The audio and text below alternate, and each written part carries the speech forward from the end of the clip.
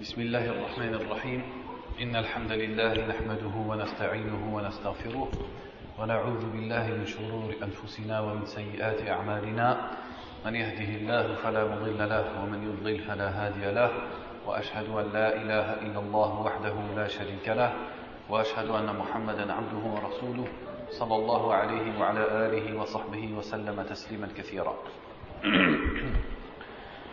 On continue ce qu'on avait entamé hier sur les noms d'Allah subhanahu wa ta'ala.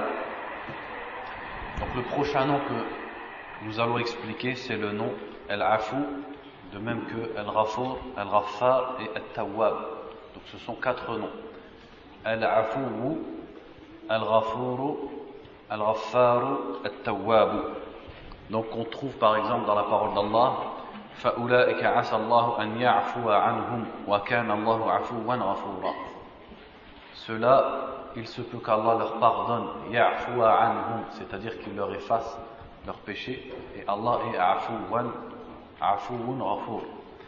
Et l'autre verset qui dit wa inni la ghaffarun liman taba wa amana wa amila salihan thumma ihtada. Où Allah dit je suis ghaffar, c'est-à-dire très pardonneur pour celui qui se repent, qui croit et qui fait des bonnes actions, puis qui emprunte la voie droite. Et le verset qui dit wa ana at-tawwab ar-rahim, où on trouve son nom at-tawwab. Donc al-afu signifie, donc le sens de al-afu, al-ghafur et al-ghaffar sont semblables. On peut les traduire par le pardonneur. Si ce n'est que al-afu et al-ghafur, la différence entre les deux, c'est que al-afu c'est celui qui efface les péchés et al-ghafur c'est celui qui cache les péchés. Mais la fin, c'est-à-dire le résultat, il est le même. C'est dans le sens où Allah subhanahu wa ta'ala pardonne les péchés. Al-Ghafur et Al-Ghaffar ont le même sens. Et At-Tawwab a deux sens. C'est celui qui mène et qui permet à son serviteur de se repentir. Il guide et il permet à son serviteur de se repentir. Et le deuxième sens, c'est dans le sens où il accepte cette tawba, yaqbal tawba. Donc il guide son serviteur pour qu'il se repente, ensuite il accepte son repentir. Ça c'est les deux sens du nom At-Tawwab. Donc At-Tawwab, il n'y a pas un mot pour le traduire, il faut l'expliquer, on ne peut pas vraiment le traduire par un mot. Donc dans ce sens, il y a beaucoup de hadiths et de versets. Par exemple le hadith qui dit que يعني ليس أحد أصبر على أذى سمعه من الله. Personne n'est plus patient pour une nuisance qu'il entend qu'Allah. C'est-à-dire personne ne patiente plus qu'Allah pour des choses qu'on dit sur lui, des choses mauvaises qu'on dit sur lui. Et le prophète sallallahu alayhi wa sallam a expliqué par le fait que les gens prétendent qu'Allah a un enfant, mais lui continue de leur donner la santé et de leur donner leur risque, c'est-à-dire leur nourriture, leur boisson, etc.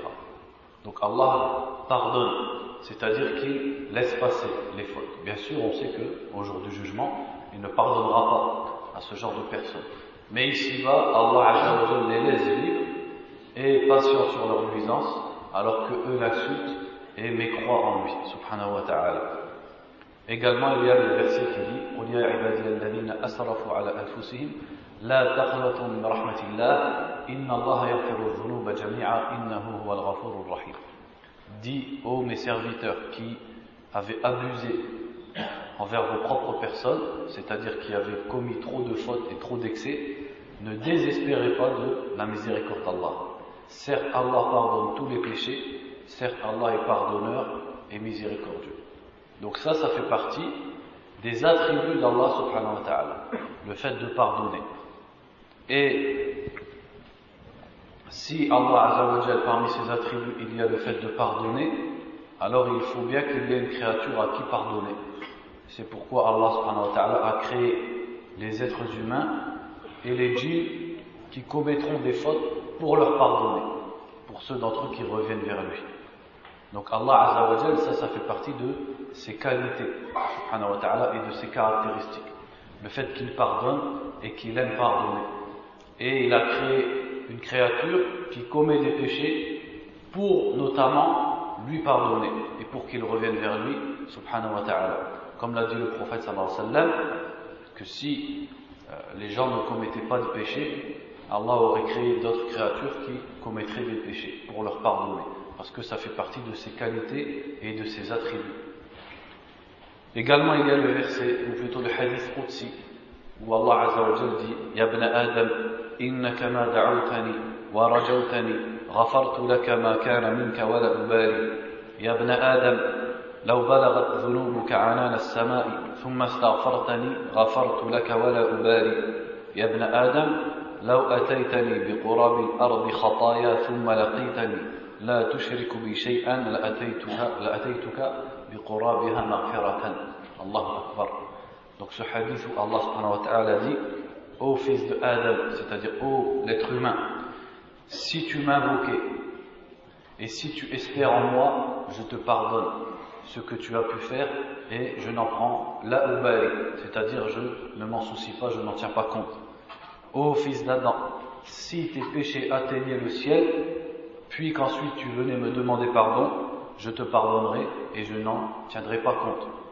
Ô fils de Adam, si tu venais vers moi avec l'équivalent de la terre en péché, puis que tu ne m'associes rien, je viendrai vers toi avec l'équivalent en pardon.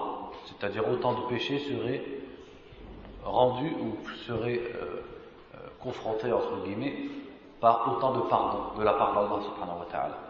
Ça fait partie de Al-Muqtada, c'est-à-dire ce qu'implique le nom d'Allah, Al-Ghafour, Al-Ghaffar, et Al-Afu et At-Tawwab. Et on sait que le prophète sallallahu alayhi wa sallam lui-même faisait beaucoup l'istighfar, il demandait beaucoup le pardon d'Allah subhanahu wa ta'ala.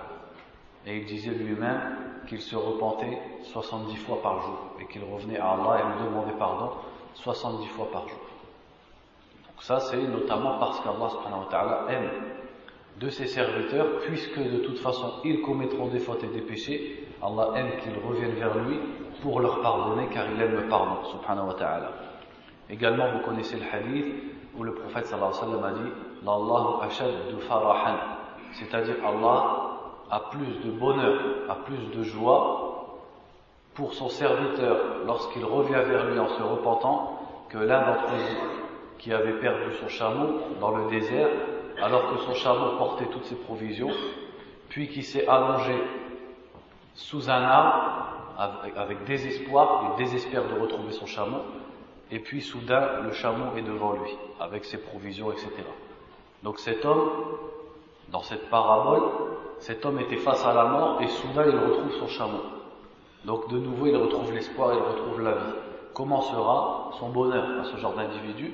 Le prophète sallallahu alayhi wa sallam nous dit Allah a plus de bonheur et de joie que cet individu, que ce genre de personne. Pour celui, c'est-à-dire qu'Allah a cette joie envers son serviteur lorsqu'il se repent vers lui et qu'il revient vers lui, subhanahu wa ta'ala.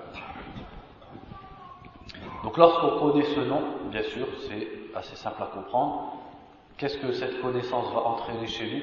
Eh bien, c'est justement le fait de multiplier al-istighfar, multiplier la demande de pardon envers Allah, multiplier le repentir et surtout ne jamais désespérer quoi qu'on ait pu commettre. Quoi qu'on ait pu commettre, il ne faut jamais désespérer, car on sait qu'Allah Azza wa Jal s'appelle Al-Afu, Al-Ghafour, Al-Ghaffar, Al-Tawwab. Parmi les noms d'Allah subhanahu wa ta'ala, Al-Ali, Al-A'la, Al-Muta'al. Al-Ali, c'est-à-dire celui qui est haut. Al-A'la, celui qui est le plus haut. Al-Muta'al, également c'est comme Al-Ali, celui qui est élevé. Donc tous ces noms d'Allah subhanahu wa ta'ala désignent un même attribut. Quel est-il à votre avis? La hauteur, l'élévation. On dit en arabe, comment on dit en arabe? Al-Ulu. Donc Al-Ulu fait partie des attributs d'Allah subhanahu wa ta'ala qui sont compris, qu'on comprend à travers ces noms-là. Al-Ali, qui est beaucoup répété dans le Coran, comme dans Ayat al-Kursi par exemple, wa huwa al-'aliyyul 'azim. Al-A'la, comme dans Sabbih isma rabbika al-A'la, et Al-Muta'al également, qu'on retrouve dans le Coran. Donc tous ces noms désignent une qualité d'Allah qui est Al-Ulu, qui veut dire l'élévation ou la hauteur. Donc cette hauteur dont on parle ici, c'est dans trois choses. En fait, c'est la hauteur dans tous les sens du terme. et c'est l'élévation dans tous les sens du terme. Premièrement, ulu dhat, c'est-à-dire qu'il est élevé par lui-même. C'est une élévation entre guillemets physique, c'est-à-dire qu'Allah Azza wa Jal est au-dessus de sa création. Et Allah Azza wa Jal nous en a informé dans beaucoup de versets du Coran, notamment dans les 7 versets où il nous a dit qu'il s'était élevé sur son trône. Ar-Rahman ala al-arshi istawa, thumma istawa ala al-arshi ar-Rahman. Et beaucoup d'autres versets où Allah nous dit qu'il est fis sama, qu'il est au ciel, c'est-à-dire au-dessus des cieux, qu'il est établi et élevé sur son trône, c'est-à-dire qu'il est au-dessus de son trône et au-dessus de sa création. Ou les versets où il nous dit que les œuvres montent vers lui, subhanahu wa ta'ala, où il nous dit que les anges et que la révélation descendent de chez lui. Donc s'ils descendent de chez lui, c'est qu'il est bien en haut, subhanahu wa ta'ala. Également, on sait que le prophète sallallahu alayhi wa sallam, lors du voyage nocturne, al-Mi'raj, est monté vers Allah subhanahu wa ta'ala. Donc s'il est monté vers Allah, c'est bel et bien qu'Allah Azza wa Jal est au-dessus. Donc tout ça, ce sont des preuves très multiples, très nombreuses et indiscutables sur le fait qu'Allah Azza wa Jal est au-dessus de sa création.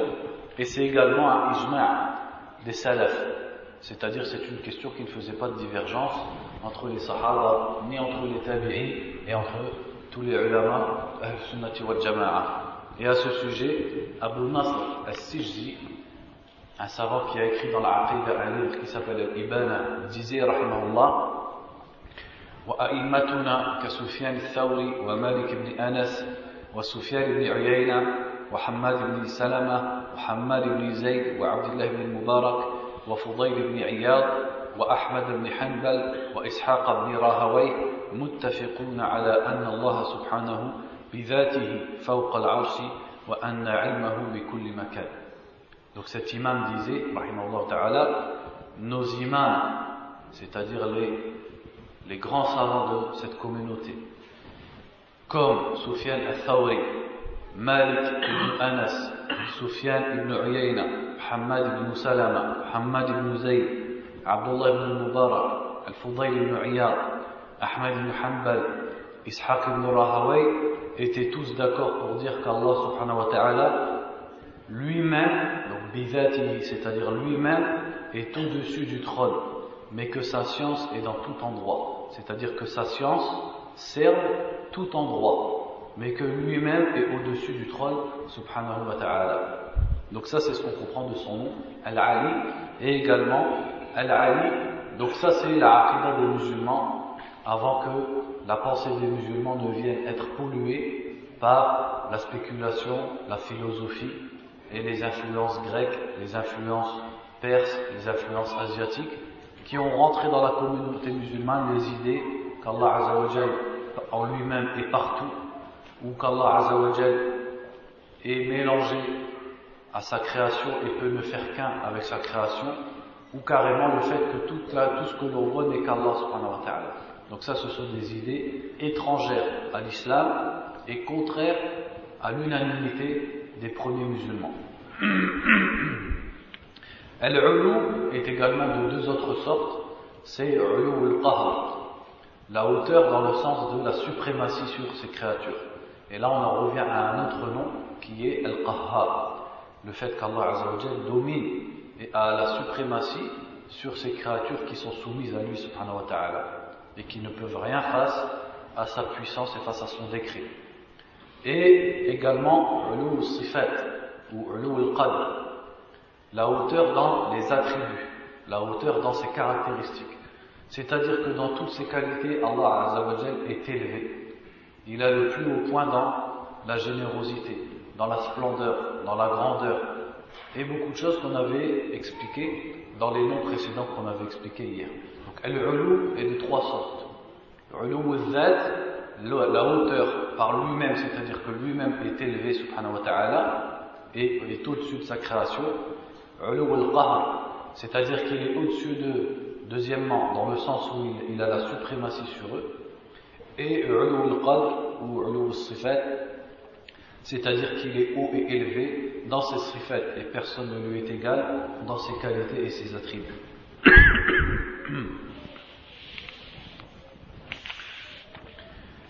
Parmi les noms d'Allah subhanahu wa ta'ala, Al-Hafir et Al-Hafir, qui veulent dire plus ou moins le gardien, entre guillemets.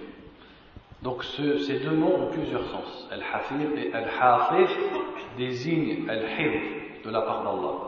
Et Al-Hifz peut avoir plusieurs sens. Donc ce sont des noms qu'on retrouve par exemple dans le verset Inna Rabbi ala kulli shay'in hafir. Et le verset qui dit Fallahu khayrun hafidha wa huwa arhamur rahimin. Donc Al-Hifz de la part d'Allah subhanahu wa ta'ala peut vouloir dire Al-Hifz bi'ilmihi, c'est-à-dire le fait que par sa science il retient toute chose. C'est comme quand on dit d'un être humain Yahfazu al-Qur'an par exemple, il retient le Coran. Eh bien Allah azza wa jal Yahfazu kulla shay. Allah azza wa jal connaît toute chose et n'oublie rien subhanahu wa ta'ala. La yadillu rabbi wa la yansa. La science d'Allah azza wa jal est globale. Rien ne lui échappe, aucune chose grande comme aucune chose petite, et également elle n'est pas sujette à l'oubli. Donc dans ce sens Allah est hafid, dans le sens où il retient toutes les œuvres des êtres humains et tous les événements. Et également il a mis à cela des asbab dans sa création, et il a créé des anges pour noter les œuvres des êtres humains dans des registres qui seront déployés et distribués au jour du jugement. Ça fait partie de son hifz, le fait qu'il garde, c'est-à-dire il garde inscrit les œuvres des êtres humains, subhanahu wa ta'ala. Également, il y a le hifz dans le sens où il préserve sa création, et c'est par lui que sa création subsiste et perdure. Comme dans le verset qui dit, dans Ayat al-Kursi, وَلَا يَعُودُهُ حِفْظُهُمَا. Allah, en parlant des cieux et de la terre, dit La ya'uduhu hifdhuhuma, c'est-à-dire le fait de les préserver, de les garder, ne le fatigue pas. Ici, les garder, c'est dans quel sens? C'est dans le sens de les faire perdurer. Et effectivement, toute chose dans la création ne perdure que parce qu'Allah subhanahu wa ta'ala les préserve et les fait perdurer. Ça, c'est un des sens du hifz d'Allah azza wa jalla. Également, il y a le hifz, comme on retrouve dans le verset qui dit Inna nahnu nazzalna dhikra wa inna lahu lahafidhun. C'est nous qui avons fait descendre le rappel et c'est nous qui en sommes les hafidhun, c'est-à-dire ici entre guillemets les gardiens ou ceux qui le préservent.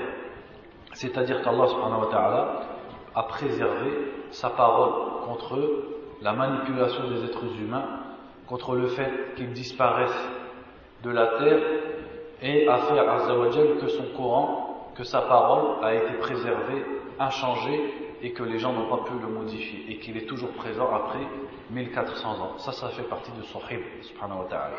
Quelqu'un pourrait me passer un verre d'eau, barakallahu fikum.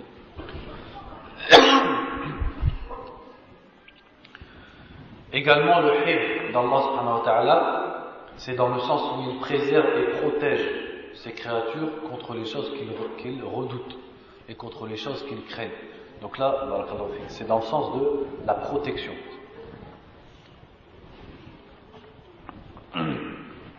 Et cette protection d'Allah azza wa jal est une protection générale, car effectivement Allah protège toutes ses créatures, quelles qu'elles soient, et même les mécréants, Allah azza wa jal les protège. Et à ce sujet, un verset du Coran dit Lahu mu'aqibatun min bayni yadayhi wa min khalfihi yahfazunahu min amrillah. Ça parle de l'être humain.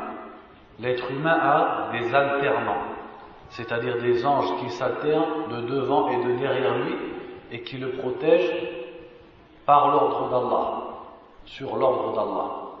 C'est-à-dire qu'Allah azza wa jal a mis à tout être humain ce qu'on appelle en français les anges gardiens, entre guillemets.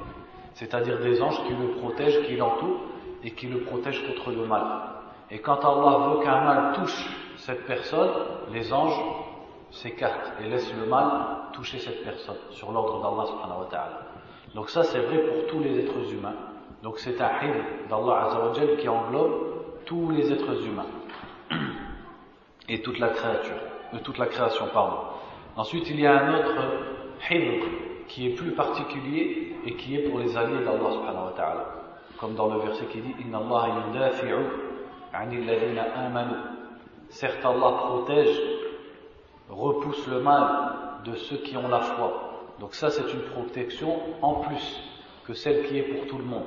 C'est qu'Allah Azza wa Jal non seulement les protège dans leur corps, et les protège comme il protège tous les êtres humains, mais également Allah Azza wa Jal les protège dans leur foi. Il les protège contre l'égarement, contre la mécréance, contre le shirk, contre les shubuhat, c'est-à-dire les ambiguïtés, contre les bid'ah, c'est-à-dire les innovations religieuses, etc. Ça fait partie du hifz d'Allah subhanahu wa ta'ala. Et c'est comme ça également qu'on comprend le hadith où le prophète sallallahu alayhi wa sallam a dit à Abdullah ibn Abbas ihfazillaha yahfazk. Préserve Allah, il te préservera. C'est-à-dire préserve les obligations d'Allah, accomplis les obligations d'Allah, la salat, le jeûne, etc. Et Allah yahfazka, Allah te préservera. C'est-à-dire qu'il te protégera du mal que tu redoutes, que ce soit le mal physique et les malheurs, ou que ce soit également le mal qui pourrait toucher à ta foi et à ta religion. Et le prophète sallallahu alayhi wa sallam disait dans ses invocations Allahumma inna as'aluka al-afiyata fi ad-dunya wal-akhirah, c'est-à-dire oh Allah, je te demande la préservation ici-bas et dans l'au-delà. Allahumma inni as'aluka al-afwa wal-afiyata fi dini wa dunyaya wa ahli wa mali. Oh Allah, je te demande le pardon et la protection dans ma religion, dans ma vie d'ici-bas, dans ma famille et dans mes biens. Allahumma ustur awrati wa amin rawati. Oh Allah, cache mon intimité, c'est-à-dire mes secrets, et rassure mes peurs. Allahumma ahfazni min bayni yadayya wa min khalfi wa an yamini wa an shimali wa min fawqi wa a'udhu bi'izamatika an uqtala min tahti. Et il dit à la fin, oh Allah, préserve-moi, ihfazni. Donc il invoque Allah par ce qui ressort du nom Al-Hafiz et Al-Hafiz. Il dit ihfazni, c'est-à-dire préserve-moi de devant, de derrière, de ma droite et de ma gauche. Donc on voit comme le prophète sallallahu alayhi wa sallam a invoqué Allah par cet attribut qui est Al-Hifz, en lui disant ihfazni, en lui demandant la protection. Donc qu'est-ce que ce nom va avoir comme effet chez le musulman? Eh bien c'est que le musulman, justement, pour être protégé de tout ce qu'il redoute, se tourne vers Allah subhanahu wa ta'ala. Et il a toujours en tête Allahu khayrul hafiza. Allah est le meilleur gardien et le meilleur protecteur. Ce qui fait que le musulman place sa confiance en Allah subhanahu wa ta'ala, prend Allah comme gardien azza wa jal, et se détache des créatures et détache son cœur des créatures. Parmi les noms d'Allah subhanahu wa ta'ala, 4 noms qu'on retrouve au début de Surat Al-Hadid: Al-Awwal, Wal-Akhir, Wal-Zahir, Wal-Batin. Al-Awwal qui veut dire le premier, Al-Akhir qui veut dire le dernier, Al-Zahir qui est dur à traduire, et Al-Batin qui est encore plus dur à traduire. Alors, je vais les laisser comme ça, on va les expliquer. Donc le prophète sallallahu alayhi wa sallam lui-même nous a donné le tafsir de ces 4 noms. Car avant de dormir, il disait, sallallahu alayhi wa sallam, Allahumma rabba samawat wa rabba al-ard wa rabba al-arsh al-azim rabbana wa rabba kulli shay munzilat faliq al-habbi wal-nawa munzilat tawrati wal-injili wal-furqan a'udhu bika min sharri kulli shay'in anta akhidhun bi nasiyatihi. C'est-à-dire, il demande à Allah subhanahu wa ta'ala, il lui dit, oh Allah, le Seigneur des cieux, le Seigneur de la terre, le Seigneur du grand trône, notre Seigneur et le Seigneur de toutes choses, celui qui fend la graine et le noyau, celui qui a fait descendre. Donc ici, il y a une allusion à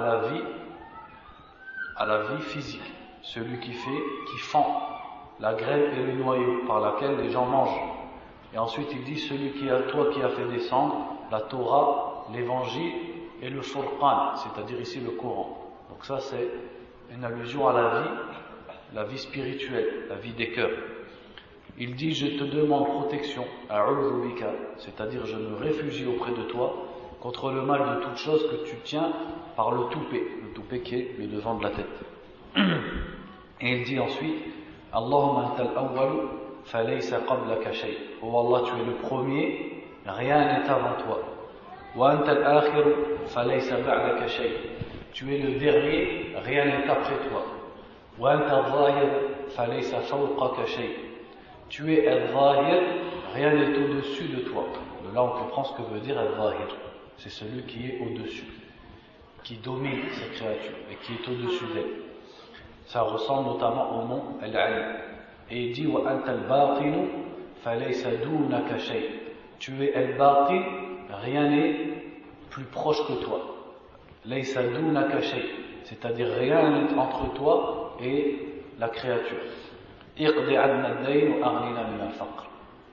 Enlève-nous notre dette, c'est-à-dire acquitte-nous de notre dette et enrichis-nous contre la pauvreté. Donc ici le prophète sallallahu alayhi wa sallam a expliqué ces quatre noms en disant tu es al-awwal, rien n'est avant toi. Tu es le dernier, al-akhir, rien n'est après toi. Donc al-awwal et al-akhir nous désignent ce qu'on appelle al-ihatatu az-zamaniyya, c'est-à-dire la globalité entre guillemets dans le temps. Le fait qu'Allah Azza wa Jal encercle ses créatures dans le temps, puisqu'il est le premier et il est le dernier. Et al-zahir wal-batin, le prophète sallallahu alayhi wa sallam a dit tu es al-zahir, rien n'est au-dessus de toi. Tu es al-batin, rien n'est plus proche que toi. Ça c'est al-ihata al-makaniyya, c'est-à-dire qu'il les encercle dans l'espace. Donc le premier parle du temps et le deuxième parle de l'espace. Donc le fait qu'Allah, donc ces quatre noms montrent al-ihata. Al-ihata qui est un peu difficile à traduire, qui veut dire le fait qu'Allah Azza wa Jal encercle ses serviteurs et que eux ne peuvent pas le cerner. Il cerne ses serviteurs dans l'espace comme dans le temps. Donc Allah Azza wa Jal est le premier. Et comme le prophète sallallahu alayhi wa sallam nous a dit, Allah était et rien n'était avec lui. Donc Allah Azza wa Jal est éternel, c'est-à-dire qu'il n'a pas de début, contrairement à toutes ces créatures. Et il est al-akhir, comme Allah nous a dit, وَيَبْقَى وَجْهُ رَبِّكَ ذُو الْجَلَالِ وَالْإِكْرَامِ. La face de ton Seigneur restera. Lorsqu'Allah fera tout disparaître, à l'exception de certaines de ses créatures, ne restera qu'Allah subhanahu wa ta'ala. Et même quand les gens du paradis seront au paradis pour l'éternité, et que les gens de l'enfer seront en enfer pour l'éternité, Allah est bel et bien al-akhir. Parce que c'est par lui que ceux-là vont perdurer et vont exister. Donc Allah est bel et bien al-akhir, qui n'a pas de fin, subhanahu wa ta'ala.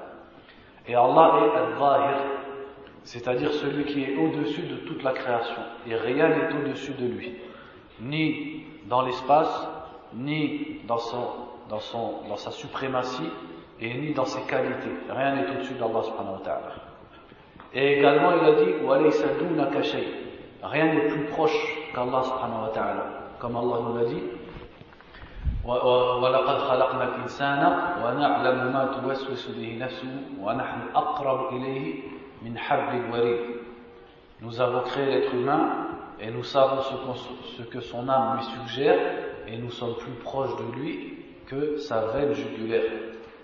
Et quand le prophète sallallahu alayhi wa sallam disait à ses compagnons de baisser la voix dans leur dhikr, car il disait Allah est plus proche de vous que la monture de l'un d'entre vous. Cette proximité, elle est, puisqu'on a bien dit qu'Allah Azza wa Jalla est au-dessus des sept cieux, elle est par la science, comme l'expliquaient les salafs. C'est-à-dire qu'Allah Azza wa Jalla est au-dessus des sept cieux, mais par sa science, il est proche de toutes ses créatures, et rien n'est plus proche que lui. Donc son nom al-Batin signifie qu'il est proche de ses créatures. Rien n'est plus proche qu'Allah de ses créatures. Proche par sa science, par le fait qu'il les encercle et que rien de leurs pensées, de leurs paroles n'échappe à la science d'Allah subhanahu wa ta'ala. C'est ça le sens de Anta al-Batinu falaysa dunaka shay. Tu es al-Batin, rien n'est dunaka, c'est-à-dire rien n'est en dessous de toi ou rien n'est plus proche que toi. Donc l'être humain pourrait se sauver où il voudrait, il serait toujours avec Allah subhanahu wa ta'ala et Allah serait toujours avec lui. Et Allah le cernerait toujours par sa science et par son regard subhanahu wa ta'ala. Donc bien sûr on pourrait parler longtemps de tout ce qu'entraînent ces quatre noms, comme le fait qu'Allah Azza wa Jalla est le premier, ça montre que dans ton entreprise, tu sais qu'Allah Azza wa Jalla a déjà destiné tout ce que tu vas faire.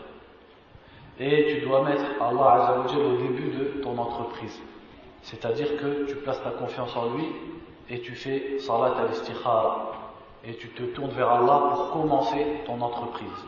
Et tu sais que c'est lui al-akhir, c'est-à-dire que la fin de ton entreprise elle est entre les mains d'Allah subhanahu wa ta'ala. Et c'est entre ses mains qu'est la continuité et la conclusion de ton projet, elle est entre les mains d'Allah subhanahu wa ta'ala. Et tu fais d'Allah al-akhir dans le sens également où tu fais que ce projet, cette entreprise, ton but par cela est la satisfaction d'Allah azza wa jalla, que ce soit quelque chose que tu retrouves auprès d'Allah subhanahu wa ta'ala. Donc ça c'est ce qu'on peut retirer notamment de ces 4 noms. Également ces 4 noms, on peut les dire pour éviter le wiswas.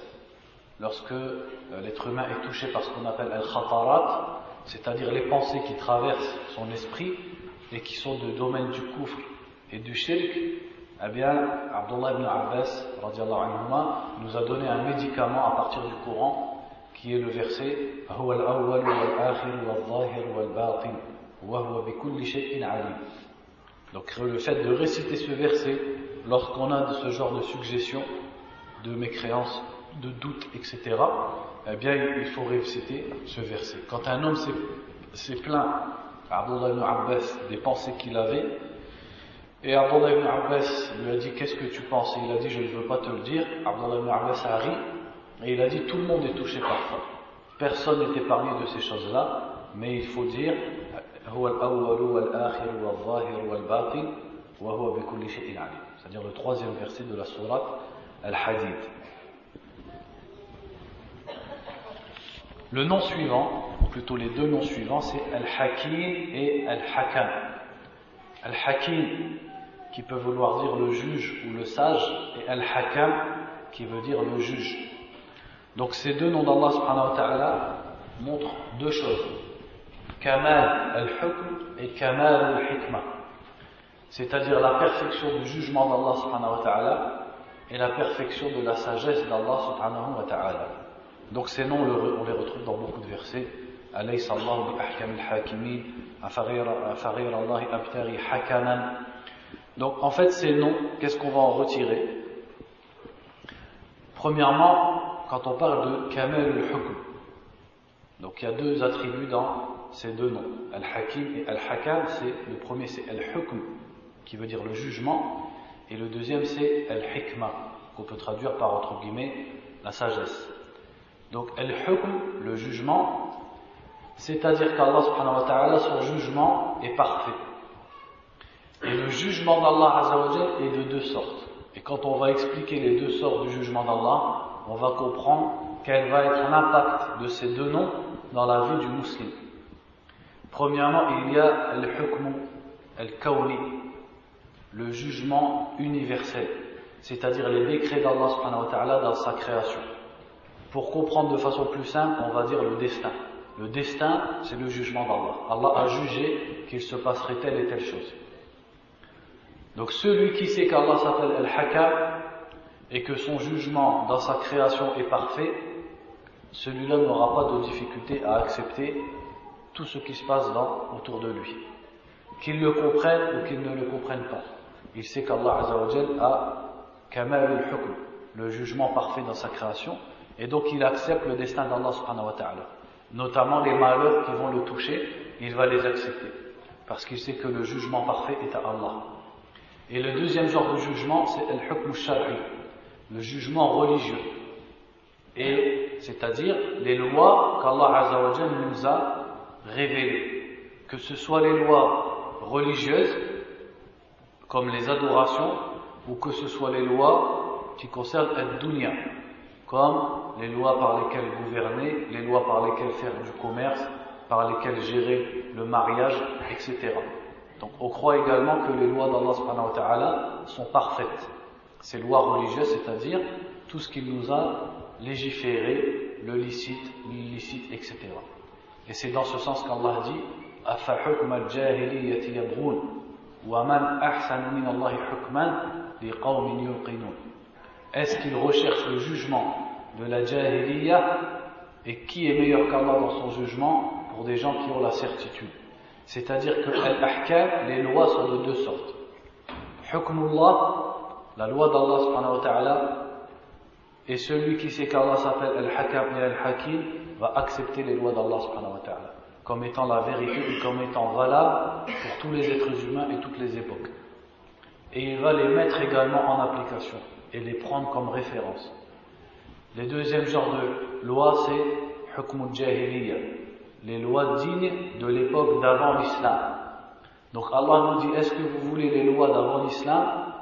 Et qui est meilleur qu'Allah dans ces lois pour des gens qui ont la certitude?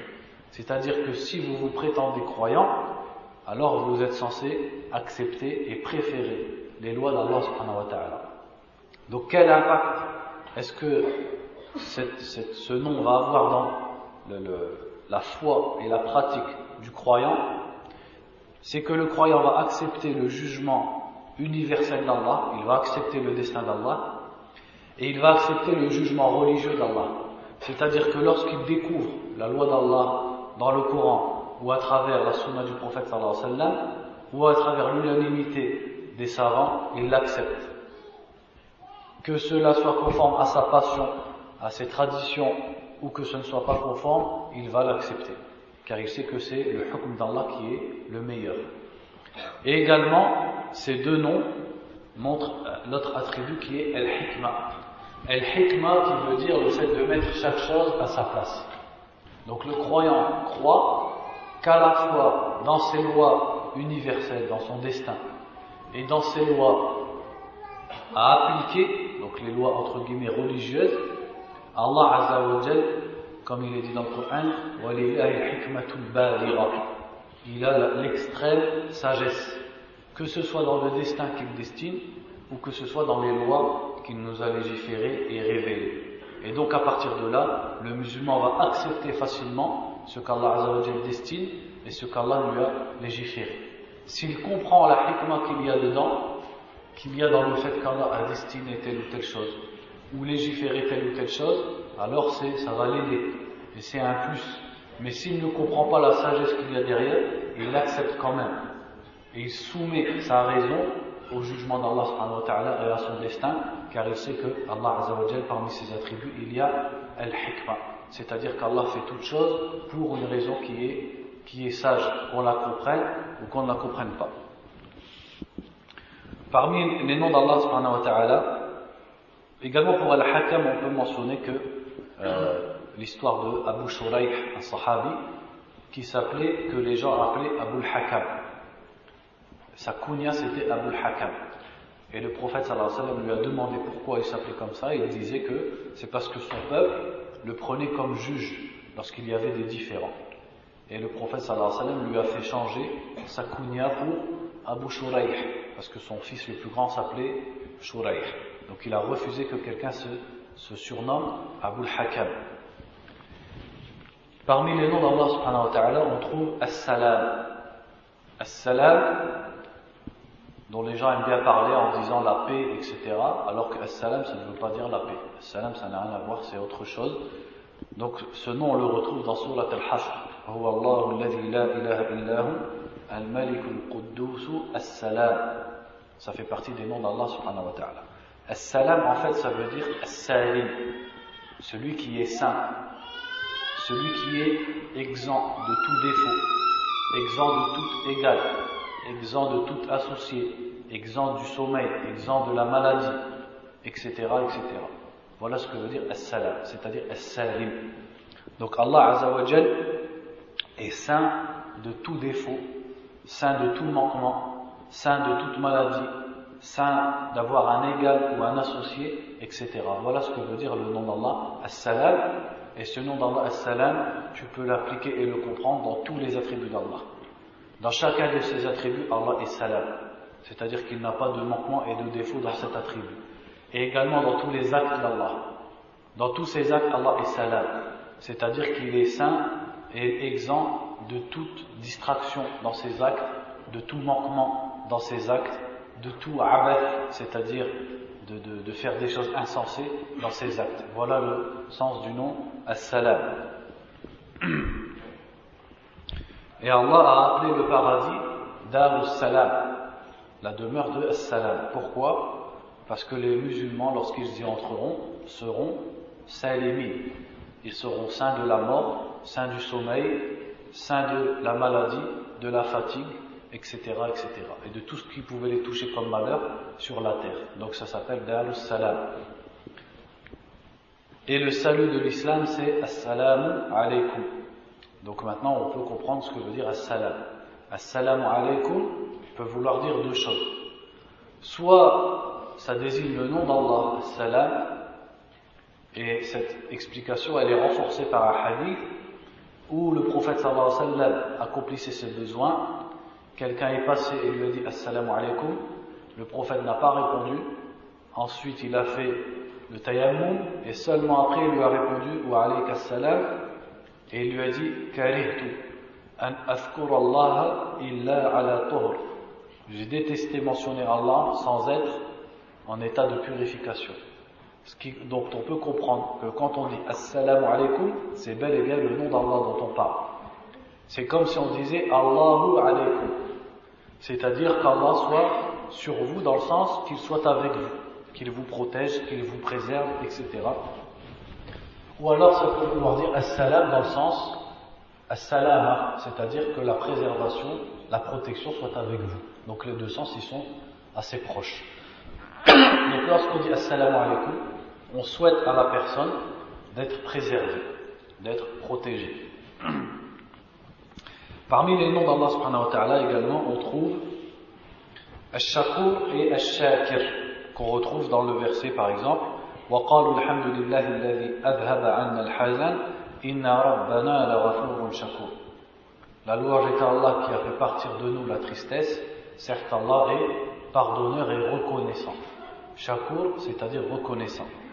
Et le verset également qui dit وَمَنْ تَطَوَّعَ خَيْرًا فَإِنَّ اللَّهَ شَاكِرٌ عَلِيمٌ. Celui qui veut faire un bien, c'est-à-dire en plus, surérogatoire entre guillemets, eh bien Allah est reconnaissant et savant. Shakirun alim. Donc ça, ce sont deux noms d'Allah. Shakir et Shakur, qui expriment un même attribut ou un même acte d'Allah subhanahu wa ta'ala, qui est Ash-Shukr, le fait d'être reconnaissant. Et effectivement, Allah subhanahu wa ta'ala est Shakur. Il est Shakur et il aime Shakirin. Allah est Shakur et il aime que son serviteur également soit Shakur ou soit Shakir, c'est-à-dire qu'il soit reconnaissant. Allah Azza wa Jalla, c'est lui qui ordonne à ses serviteurs des ordres, qui leur donne des devoirs et leur interdit des choses, alors qu'il n'a pas besoin d'eux, alors que leur obéissance ne lui sert à rien, subhanahu wa ta'ala. Leur obéissance ne rajoute rien à sa splendeur et à sa richesse et à son royaume. Et pourtant, lorsqu'ils lui obéissent, il les récompense par des récompenses surmultipliées, qu'ils ne peuvent même pas imaginer. Ça montre qu'Allah est Shakur.